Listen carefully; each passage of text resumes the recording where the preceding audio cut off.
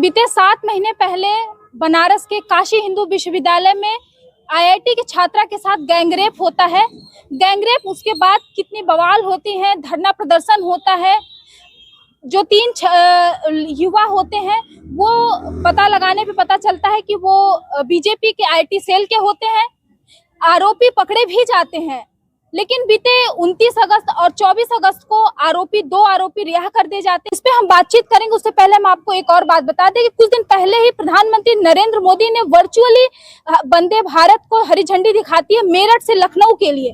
ये पहले दिन ही चलते हैं। उसी यात्रा के दौरान एक लड़की के साथ छेड़खानी होती है। छेड़खानी करने वाले ही बीजेपी के होते हैं। लड़की का कहना है कि बीजेपी के जो लोग होते हैं वो कहते हैं ये बीजेपी का कैबिन है, इसमें तुम्हें यहाँ से तुम नहीं जा सकते। बकायदा उन्होंने अपना वीडियो भी उसका वायरल हो रहा है। इस पे हम बातचीत करेंगे बनारस वाले मिश्रा से। और बनारस में हम खुद मौजूद है। काशी की बेटी के साथ बलात्कार हुआ, गैंगरेप हुआ, आरोपी रिहा हो गए।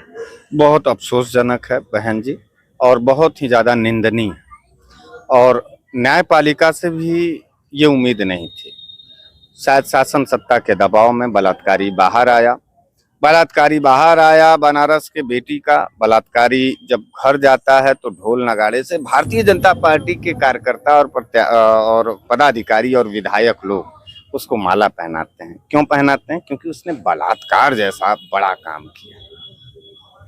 मैं भारतीय जनता पार्टी के उन तमाम महिला कार्यकर्ताओं से पूछना चाहता हूं कि किस ज़मीर के साथ और किस समर्पण के साथ और किस सोच के साथ आप भारतीय जनता पार्टी को वोट करते हैं। ये आईटी सेल के बच्चे हैं।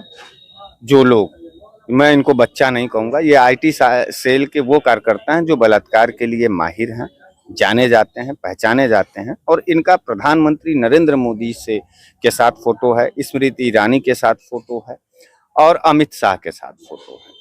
ये बीएचयू को जलाने का एक भारतीय जनता पार्टी के तरफ से एक साजिश थी। अब ये डिक्लेयर हो रहा है कि यह बलात्कार किसी 3 युवा ने नहीं किया, यह बलात्कार भारतीय जनता पार्टी ने किया।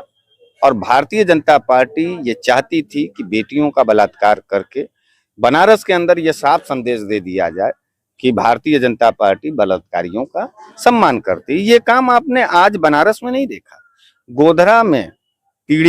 गोधरा कांड में पीड़ित बिल्किस बानो के 11 बलात्कारियों को जब रिहा किया गया तो उस शहर के तमाम भारतीय जनता पार्टी के बड़े नेताओं ने, सांसदों और विधायकों ने बिल्किस बानो के बलात्कारियों को माला पहना करके वापसी का जश्न मनाया था। जेल से बाहर निकलने पर जश्न मनाया था। सुप्रीम कोर्ट के स्वतः संज्ञान के बाद फिर उन सबों को जेल जाना पड़ा। तो बेटी बचाओ बेटी पढ़ाओ के आड़ में भारतीय जनता पार्टी अपने युवा कार्यकर्ताओं से बहन बेटियों का बलात्कार कराते हैं। जब वो जमानत पर आते हैं तो भारतीय जनता पार्टी उसको इवेंट बनाती है और इवेंट के आधार पर यह संदेश देती है बहन बेटियों को कि अब तुम्हारा बचना नामुमकिन नहीं, मुश्किल ही नहीं, नामुमकिन है। तो ये बलात्कारियों का चेहरा है, ये भारतीय जनता पार्टी के बलात्कार का नीति है, और मैं इससे काफी दुखी हूँ। आप पूरे भारतीय जनता पार्टी के ऊपर आरोप लगा रहे हैं। अभी हाल में सपा के भी कहा जा रहा है कि डिंपल यादव के करीबी ने 3 साल के बच्ची के साथ रेप किया, तो पूरा बलात्कारी सपा हो जाता है क्या? आप बीजेपी को, अगर बीजेपी बहन जी, जिस आरोप का बात आप कर रही हैं, जिस आरोपी की आप बात कर रही हैं, पुलिस चार्जशीट में उसके ऊपर आरोप तय नहीं हो पाया है। उसका नौकर था, वो जेल गया है, सोनू।